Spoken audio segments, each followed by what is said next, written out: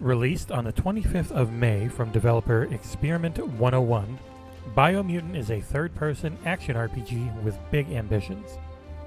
Taking inspiration from the Zelda series, you'll find yourself tasked with dealing with 4 giant bosses as you explore a sparsely populated and occasionally downright gorgeous world. There are issues, though, starting with that ambition. Here is the good and the bad of Biomutant.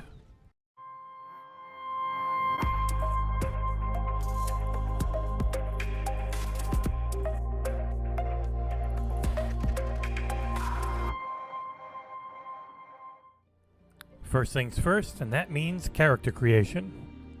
You will choose from a subset of class types and then use a hilarious system for your stat distribution. Moving to intellect gives you a bigger head, strength gives you more muscles, and etc. From there, you're thrust into the world and given the first of many tutorials. Really, it's a decent and an occasionally very good game. There is obvious talent in the small dev team of 20, and a clear goal in mind. Let us make the best, biggest game anyone would never expect. One that has a huge map, tons of quests, a deep loot and crafting system, a mix of melee, ranged, and spell-based combat, and a surprisingly deep, at times, morality system. Surprisingly enough, they pulled off most of those goals. While the melee can feel far too floaty overall, the combat is fun. Well, once you've unlocked enough abilities to give it the needed variety. The loot and crafting system is excellent, if not a bit broken. I made a shotgun not too long into my playthrough that was able to kill most of the enemies and bosses in 10 or 15 seconds flat if I did a specific combo. Graphically, the game varies wildly though. Some environments are gorgeous, while others would look at home on a 360 if you lowered the resolution down a bit. So much of this game comes down to the combat though, so let's break that down. Melee generally feels weak most of the time. You float around and your attacks feel random in when they will stun an enemy. Larger enemies can grab you seemingly at will, and the parry system devolves into button mashing far too often, as you can get locked into a long animation and reading enemy attacks can be difficult in all the chaos. Ranged combat is a generous system that feels a bit better, though it can be far too weak outside of a few overpowered combinations. Your reticle is large, and if the main part of it is targeting an enemy, you will hit them. If you choose to focus on intellect when creating your character, the magic system is both satisfying and highly destructive. The spell variety is excellent, and at least in the early game, you will be melting enough baddies to satiate even the most fervent pyromaniac. The main issue I had with the game is how often you repeat tasks. Most, if not all, of the game's quests are fetch quests, especially when it comes to the main storyline and either fighting or aiding, based on your choice, the World Eater bosses. You start things out with that basic choice. Am I good or am I bad? Which breaks down into am I fighting the world bosses or attempting to help them destroy everything? It's a basic morality structure that gains a bit of nuance as your light and dark levels will determine if you can use certain magic abilities, how conversations with certain NPCs will go, and so on and so forth. As I'm not a sociopath, I went full on light and was the nicest mutant imaginable.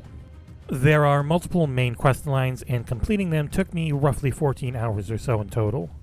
There's a wealth of side content that I could see adding dozens of more hours of playtime in, but so much of it was both boring and repetitive that I really don't feel much need to go back to it. If the game had, say, a smaller scope and a tighter focus, I feel like it could have been something truly special instead of just being okay. The world itself is a mix of beauty and destruction, with the destructive environments being plain ugly in comparison to the verdant fields with their bright blue skies. There is a dynamic weather system and a full day-night cycle as well. Traversing through and around this world is a mix of joy and tedium. Littered in key areas are signposts that you can unlock, which you do by peeing on them, for fast travel. There are various mounts and vehicles in the game, though the vehicles are generally limited to where they can go through arbitrary means. Climbing is mostly automated and only allowed in set places, with a radioactive yellow sludge serving as a visual cue for when it is available. Mix in a few types of incredibly basic puzzles and you have most of what Biomutant has to offer. It does mix things up by allowing you to bypass certain fights and storylines if you have a high enough light or dark requirement. There are several tribes, but I was able to finish that tribal quest line without having to deal with half of them due to my incredibly high light level. The sound is okay for the most part, though I'm honestly not much of a fan of the only speaking roles in the game. Your grasshopper-shaped automaton, though you can customize that look a little bit into the game, is the main narrator and has a twee English accent that didn't fit the story tonally for me. The same goes for the light and dark spirits that occasionally pop up when you've made a morality-altering decision. The sound effects, music, and the rest, though, are solid.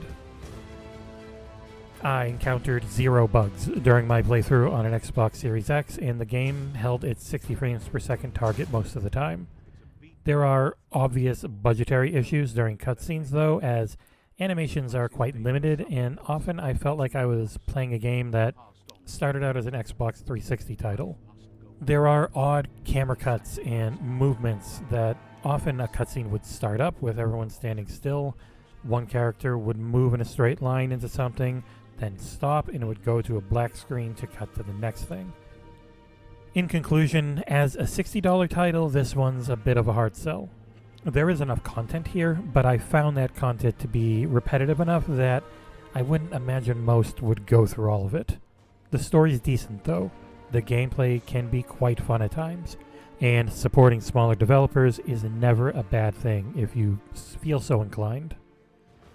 I enjoyed most of my time with Biomutant, and honestly, I cannot wait to see what developer Experiment 101 has coming next.